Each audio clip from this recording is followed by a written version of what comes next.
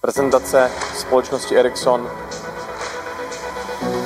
Kritická komunikace je připravena.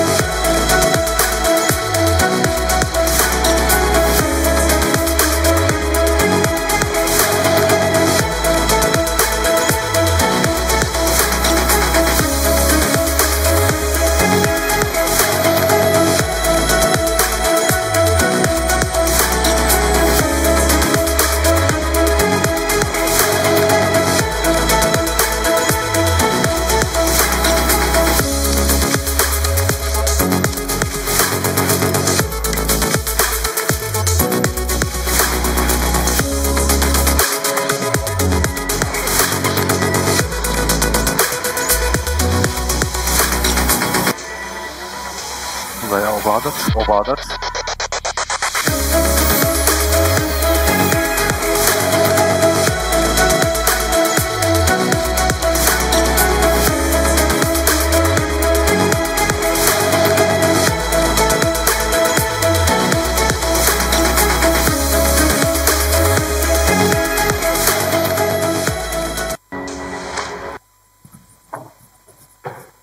Takže dámy a páni, trošku multimédií do tejto konferencie, keďže siete 5G a 4G sú o multimédiách. Téma dnešnej mojej prezentácie alebo vystúpenia je o tzv. Mission Critical Networks. Ericsson vytipoval skupinu klientov, ktorú považujeme za špeciálnu a svojimi špeciálnymi požiadavkami na komunikáciu. Sú to skupiny užívateľov, ktoré predstavujú špeciálnu pozíciu v rámci spoločnosti, v rámci štátu. Ich nesprávna funkcia ovplyvňuje fungovanie štátu ako takého. Prechádzajú svojou digitálnou transformáciou, či sa jedná o sektor bezpečnosti verejnosti, jednoducho integrovaný záchranný systém v týchto podmienkach, či to je sektor energetiky, železnice, sektor obrany, a novo vznikajúca oblasť, ktorá sa nazýva digitálny vzdušný priestor. Aby som pôsobil vierohodne, hneď na začiatok ukážem referencie, ktoré Ericsson má celosvetovo. Ericsson je celosvetovo pôsobiaca firma, teda aj naše referencie sú bohaté zo všetkých oblastí, ktoré som vymenoval, to znamená Public Safety, Utilities, Defense, Rail, Digital Airspace. Čo vlastne robí Mission Critical Networks? Takýmto typom siete sú špeciálne požiadavky, ktoré títo klienti majú na siete. V prvom rade je to dostupnosť siete. Takto siete si nemôžu dovoliť byť dolu, jednoducho. Musia mať skoro 100% spoľahlivosť. Musia mať možnosť prevádzky v viacerých sieťach, nielen na vlastnej sieti, ale v prípade potreby mať možnosť využiť aj sieť iného operátora. Pokrytie a kapacita.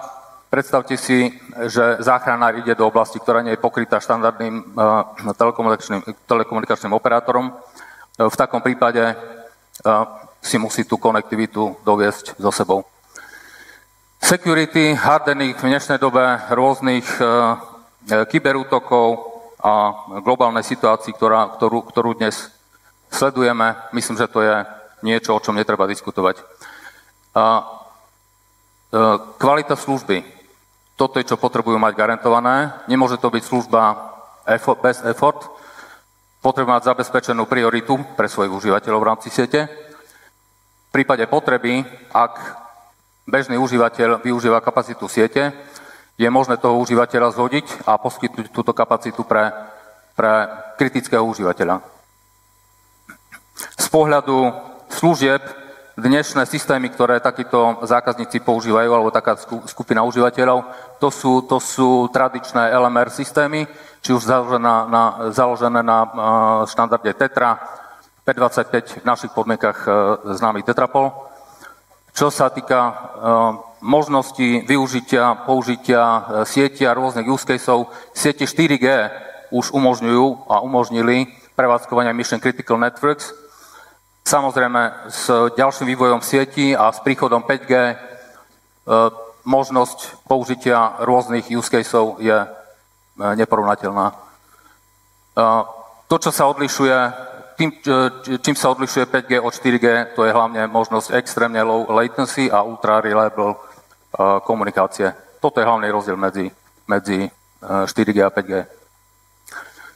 Trhové trendy, ktoré sledujeme, takíto zákazníci chcú prioritný prístup k spektru, či už k vlastnému spektru, alebo na základe dohody s operátormi. Operátori na rozdiel od ostatných rokov prejavujú veľký záujem o túto oblasť, takže je to veľký priestor aj pre operátorov. Takisto skupiny užívateľov, user groups, celý ekosystém o túto oblasť prejavuje veľký záujem. A geopolitika, ktorú som už spomínal, ktorá je v dnešnej dobe ešte určujúcejšia, ako to bolo v minulosti. 5G v tomto prípade umožňuje aj transfer, dá sa povedať, technológií, ktoré sú bežné pre komerčný svet, ako je umelá inteligencia, ako sú API, Application Programming Interfaces, ako je Vehicle to Everything a tak ďalej. Ak by sme rozdelili jednoducho sieť na 3 časti, na aplikácie, na core a run, je možné použiť rôzne modely výstavby takejto siete v závislosti od toho, či koncový užívateľ má svoje vlastné spektrum alebo nemá vlastné spektrum. Ak má vlastné spektrum, vtedy môže budovať vlastnú rádiovú sieť. Samozrejme, vybuduje svoju core sieť, aby mal pod kontrolou užívateľov, devicey, policy a ďalšie parametre, ktoré core sieť mu poskytuje. To znamená, ak má vlastné spektrum, môže vybudovať vlastnú dedikovanú sieť.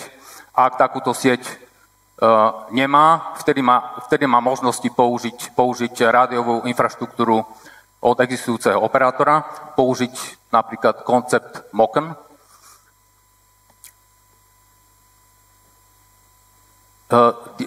Tieto možnosti sú naozaj rozmanité. Toto hovorí len o technickom modeli. Samozrejme, ešte sa to môže obhatiť rôznymi prevádzkovými modelmi. Nie je tu napríklad transmission, môže ísť o spoločné využívanie transmission spolu s operátormi. Takže tých možností je viacero. Z pohľadu Ericssonu nevytvárame špeciálne riešenia pre túto oblasť, ale používame také riešenia, také produkty, ktoré používame aj pre štandardných mobilných operátorov. Hlavne teda naša 3GPP sieť. Čo sa týka oblasti, kde potrebujeme spolupracovať s ekosystémom, to sú devicey, to sú MCX aplikácie ako push to talk, push to video, push to data. Ekosystém, ktorý som spomínal, ten je samozrejme veľmi komplexný a veľmi zložitý. Určite je tu dôležitá štandardizačná organizácia, v tomto prípade 3GPP, ku ktorej sa zriadame a ktorej technológie podľa tohto štandardu technológie, ktoré pripravujeme, teda vyrábame. Sú tu samozrejme my ako výrobcovia, sú tu požiadavky klientov, government, regulátor ako ten, ktorý nemusí len regulovať, ale môže aj stimulovať nejaký rozvoj, ekosystém deviceov, ktorý som spomenul, a v neposlednom rade operátori. Táto oblasť je veľkou príležitosťou pre operátorov takisto. Prejdem k jednotlivým oblastiam, čo sa týka public safety. Toto sú prípady realizácie takýchto sietí po celom svete. Nie sú to naše referencie, ale aj toto je to report z januára 24, ale ak by ten report bol z dneška, tak bude určite dlhší. To len dokazuje, že trend je jasný a nie je otázka, že či alebo kedy takýto vývoj sa udeje aj v našich končinách. Hlavný use case alebo použitie takýchto sietí pre public safety, pre záchranárov, pre hasičov, pre policajtov je mať situačný prehľad. Ten situačný prehľad nemožno dosiahnuť iba hlasovou sieťou, ako je to teraz, ale je treba využívať ďalšie aplikácie, či už aplikácie typu Mobile Office, ktoré je možné zabezpečiť aj na sieťach LTE, či ďalšie funkcie, ktoré poskytuje 5G sieť práve tými svojimi vlastnosťami, nízkou latenciou napríklad. Takže aplikácie typu video streaming, detekčné senzory pre monitorovanie životných funkcií, využitie AI pri rozhodovacích procesoch a tak ďalej. Nechcem ísť do detailov, lebo času nie je veľa, musím ísť na to telegraficky. Niektoré z referencií by som chcel uviesť v tejto oblasti špecificky. Všetky tieto aplikácie sú vybudované spoločne medzi end-userom a telekomunikačným operátorom. Čiže za týmito caseami vždy sa nachádza nejaká existujúca infraštruktúra mobilných operátorov. Ak by som to zasadil do predošlého obrázka, ktorý som vám už ukazoval, tak ten vývoj asi taký, alebo použitie tých modelov, o ktorých som hovoril, je otázne, kde pribudne česká vlajočka, takáto vlajočka pribudne. Určite však pribudne v tejto oblasti. To znamená, štát v tejto republike nemá vlastné frekvencie, takže určite to bude buď model MOCN, alebo tzv. Secure SMVNO. Železnice. Tento slide radšej preskočím kvôli času, ale spomeniem, čo sa na tomto poli deje. Prebieha tzv. Projekt Moran 2 za spolupráce UIC a 4 prevádzkovateľov železničných tratí v 4 európskych krajinách. Je to vlastne verifikačný proces nového štandardu FRMCS, ktorý má byť náhradou za súčasný štandard GSMR. Ako vieme, GSMR je, povedzme si otvorene, zastaralá technológia. Je to 2G technológia a treba ju nahradiť, aj keď ešte v dnešných podmienkach, v našich podmienkach sa GSMR ďalej implementuje. Treba nájsť čím skôr spôsob, ako túto technológiu nahradiť FRMCS. Čo prináša FRMCS na rozdiel od súčasnosti, kedy prevádzkové use case a tzv. Business use case, to znamená použitie pre koncových užívateľov, tých cestujúcich, ktorí chcú mať pohodlnú dopravu v rámci železničnej dopravy, tie sú v podstate separátne. Príchod FRMCS a koncept, ktorý Ericsson sa snaží presadzovať, je konceptom tzv. hybridnej siete alebo hybridného modelu pre železnice. To znamená, železnice síce budujú vlastnú infraštruktúru, ale niektoré use casey sú use casami, kde chce a môže a niekedy aj musí spolupracovať s mobilnými operátormi. To sú tie use casey, nepôjdem detailne do nich, ale ak by sme sa pozreli farebne, tie svetlomodré sú to, čo poskytuje GSMR a tie ostatné v podstate sú obohatením toho, čo prináša FRMCS a čo prináša. Môžete si to pozrieť neskôr offline. Ten model, hybridný model by mohol byť schematicky popísaný asi takýmto spôsobom. Čiže, tak ako som povedal, železnice budujú vlastnú sieť, vlastnú core sieť, vlastnú rádiovú sieť, sú tu siete mobilných operátorov, kombináciou use caseov, dôležitý komponent vlak, samozrejme. Vlak musí takisto spĺňať požiadavky, aby vlak dokázal komunikovať cez všetky frekvencie. A nehovoriac o vybaveniach vlakov, čo sa týka okien. Musia to byť nejaké RF-friendly okná. Z referencií, ktoré máme, rád by som spomenul jeden zaujímavý case, ktorý máme v Nemecku, ktorý robil konzorcium Ericsson, Deutsche Bahn Netze, Vantage Towers ako poskytovateľ alebo výrobca špeciálnych stožiarov a Telefonica O2. V podstate išlo o to, ako vyskúšať konektivitu, ako dosiahnuť až gigabitovú konektivitu v rámci vlaku. Ale čo bolo ešte možno dôležité v tomto case, prečo to spomínam, pasívna infraštruktúra. Zvyčajne si operátori budujú pasívnu infraštruktúru separátnym spôsobom a nekoordinujú sa. Toto bola ambícia, ako skoordinovať pasívnu infraštruktúru, na ktorú náklady spravidla sú vyššie ako na samotnú technológiu, ako by železnice poskytli svoje priestory na vybudovanie stože alebo poskytnutie existujúcich stožerov, ktoré sa používajú pre GSMR aj pre operátorov. Hej? To znamená lepšie pokrytie a lepšie vlastnosti kombinovaného hybridného modelu siete, o ktorom som hovoril. A toto radšej preskočím kvôli času. Energetika. Na energetiku sa v dnešnej dobe valí z každej strany. Dekarbonizácia, digitalizácia, decentralizácia, nová legislatíva, regulácie, nehovoriac o potrebe bezpečnosti. To, čo sa deje vo svete a útoky, či už kyberútoky alebo fyzické útoky na energetickú infraštruktúru, myslím, že bez debaty. Nie je možné, aby správna funkcia energetickej siete fungovala bez výkonnej siete typu 4G, 5G v tomto prípade. Sieť obsahuje nové prvky, štandardne prichádzajú nové prvky typu výrobcovia alternatívnych energií, domácnosti sú zároveň výrobcom energie, je tu elektromobilita, jednoducho vytvára to v siete pomerne veľký neporiadok.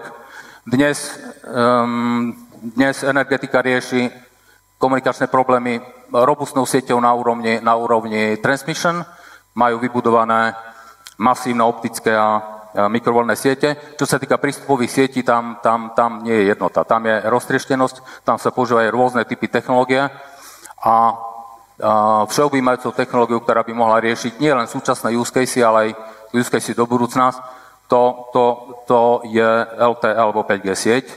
Hovorím LTE sieť, pretože už dnešné požiadavky, dnešné základné use case sú pokryteľné alebo realizovateľné prostredníctvom LTE siete. Nie je potrebná 5G sieť. Ak by sme sa na to pozreli z pohľadu frekvencií, tak energetika, a to je vlastne trend celosvetový, zdá sa, že pásmo 450 MHz je to pásmo, ktoré celosvetovo bude považované ako štandard pre oblasť energetiky. Touto cestou sa ide. Touto cestou ide 450 Alliance v koordinácii alebo spolupráci s 3GPP, v koordinácii s UBA, čo je americká asociácia. Čiže ich potreby sa v prvom rade orientujú na LTE 450. Samozrejme s postupnou potrebou na nové, modernejšie use case a vyššiu kapacitu a latenciu, o ktorej som hovoril, tak budú potrebné aj ďalšie pásma. Ťažko asi však energetika dostane licencie, v ktorých pôsobia mobilní operátori, takže kooperácia s mobilnými operátormi je určite veľmi perspektívna. Spomeniem jeden case, ktorý je takým žiarivým príkladom, dokonca aj z nášho regiónu, a to je PGE. Je to regionálny distribútor v Poľsku, ktorý pre svoje potreby, v tomto prípade potrebuje digitalizovať, potrebuje zavádzať smart metre. Tak za týmto účelom dostali licenciu od štátu v pásme 450. Vybudujú sieť, svoju vlastnú sieť, to znamená aj rádiovú sieť, core sieť.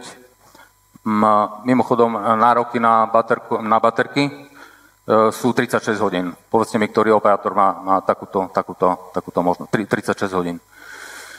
Takže je to zhodou okolností Ericsson klient, preto aj to uvádzam ako referenciu. Obrana. Tento jednoduchý obrázok vyjadruje, aké sú asi plány v oblasti obrany. Jednak Department of Defense Spojených štátov a NATO ako také sa jednoznačne prihlásili 5G štandardu. Jednak pre pokrytie potrieb štandardných, to znamená povedzme area of facilities, jednak na opačnej strane, to znamená aj v oblasti nasadenia. Ide o využitie v takýchto use caseoch, či už hovoríme o monitorovaní priestoru základne alebo prenos dát, alebo vôbec zasadenie komunikácie do konceptu C4 ISR, čo je zaužívaný pojem, alebo povedzme logistika. Logistika je veľká oblasť, kde použitie 5G je veľmi perspektívne.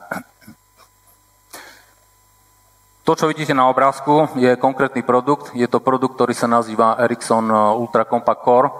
A je to produkt, ktorý sme vyvinuli práve pre potreby armády. Predstavte si, že je to sieť v jednom boxe. Je to sieť, ktorá je zabalená v jednom boxe, ktorá je integrovaná, ktorá je ľahko inštalovateľná, ktorá v podstate predstavuje optimalizovaný dual mode core, v súlade samozrejme s 3GPP štandardmi. Čo je dôležité, je možné pripojiť na túto sieť akýkoľvek RAN. To znamená, môže to byť aj Open RAN, môže to byť akékoľvek rádio, jednoducho. Čiže toto považujeme za produkt, ktorý určite má perspektívu a je o neho veľký záujem. Mimochodom, Ericsson, hlavne kvôli príležitostiam na americkom trhu, založil špeciálnu firmu, ktorá sa volá Ericsson Federal Services. Takže potenciál je veľký. Posledná oblasť, ktorú by som chcel spomenúť, je digitálny vzdušný priestor. Dnes riadenie letovej prevádzky je zabezpečované VHF systémami, prípadne LMR. Je to spravidla riadenie typu point-to-point. V budúcnosti, keď tento priestor začne husnúť, už dnes pribúdajú drony, dnes pribúdajú rôzne bezpilotné prostriedky. Z toho dôvodu aj tento projekt, aj tento priestor, vzdušný priestor bude treba riadiť. Nebude ho možné riadiť takým spôsobom ako doteraz. A samozrejme využitie sietí 4G a 5G je z nášho pohľadu nevyhnutné. Čo sa týka priestoru samotného, ten možno rozdeliť na 3 úrovne, to znamená low altitude, stredná úroveň a vysoká úroveň. Ak začnem zhora, už dnes sa štandardizuje tzv. NTT networks z pohľadu 3GPP, to znamená 5G je technológia, ktorá už aj dnes je technológiou, ktorá sa dostane do satelitov. Ericsson tu spolupracuje s partnermi v tejto oblasti, napríklad s Airbusom. Čo sa týka komunikácie na najnižšej úrovni, tu možno zabezpečiť existujúcimi sieťami.